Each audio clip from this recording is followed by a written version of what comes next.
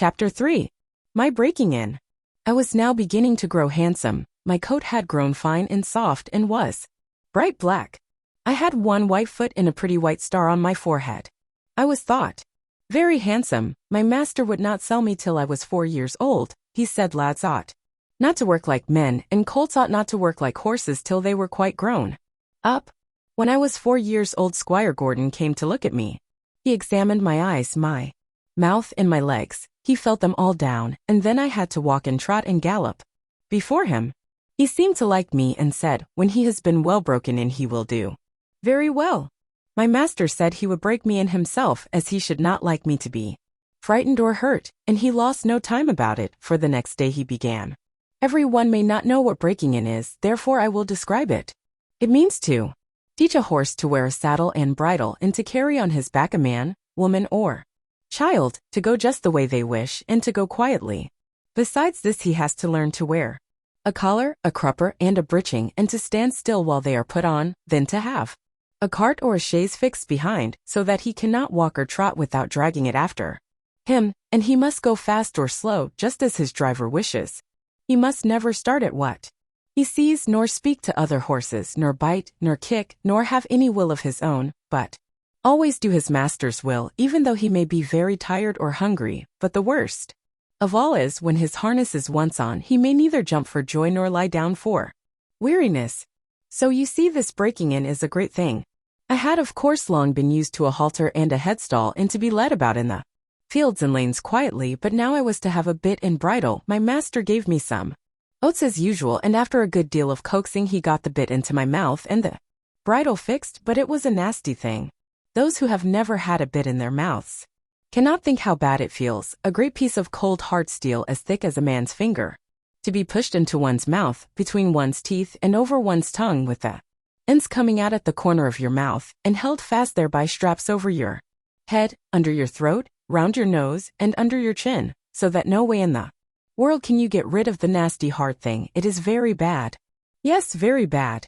At least I thought so, but I knew my mother always wore one when she went out, and all horses did when they were grown up, and so, what with the nice oats, and what with my master's pats, kind words, and gentle ways, I got to wear my bit and bridle.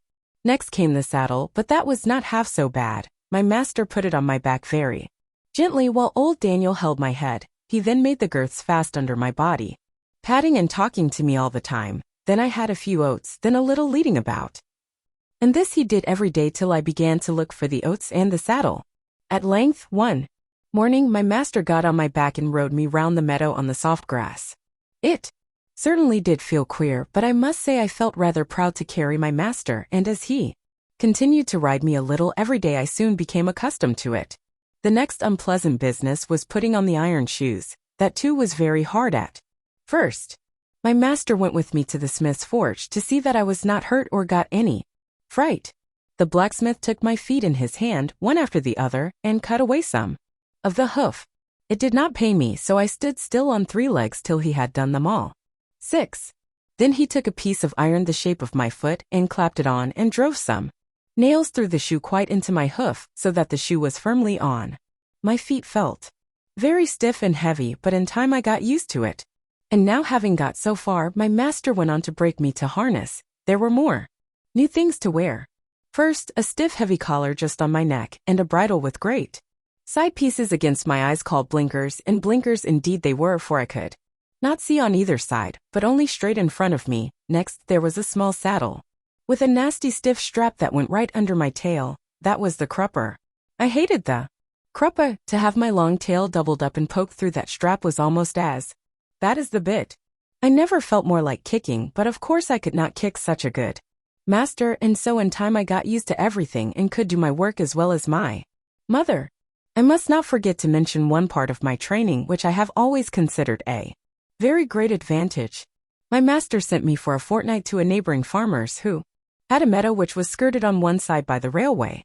Here were some sheep and cows, and I was turned in among them. I shall never forget the first train that ran by. I was feeding quietly near the pales which separated the meadow from the railway, when I heard a strange sound at a distance, and before I knew whence it came, with a rush and a clatter and a puffing out of smoke, A long black train of something flew by, and was gone almost before I could draw my breath. I turned and galloped to the further side of the meadow as fast as I could go, and there I stood snorting with astonishment and fear.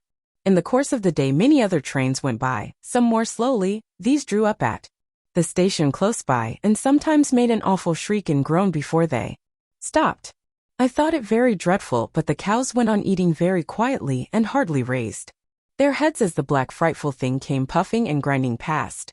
For the first few days I could not feed in peace, but as I found that this terrible creature never came into the field or did me any harm, I began to disregard it, and very soon I cared as little about the passing of a train as the cows and sheep did. Since then I have seen many horses much alarmed and restive at the sight or sound of a steam engine, but thanks to my good master's care, I am as fearless at railway stations as in my own stable. Now if any one wants to break in a young horse, well, that is the way. My master often drove me in double harness with my mother because she was steady and could teach me how to go better than a strange horse.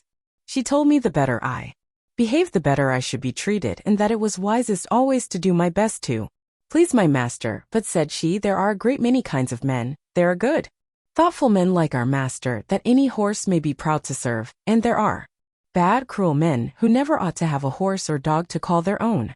Besides, there are a great many foolish men, vain, ignorant, and careless, who never trouble themselves to think. These spoil more horses than all, just for want of sense. They don't mean it, but they do it for all that. I hope you will fall into good hands, but a horse never 7. knows who may buy him, or who may drive him. It is all a chance for us, but still I say, do your best wherever it is, and keep up your good name.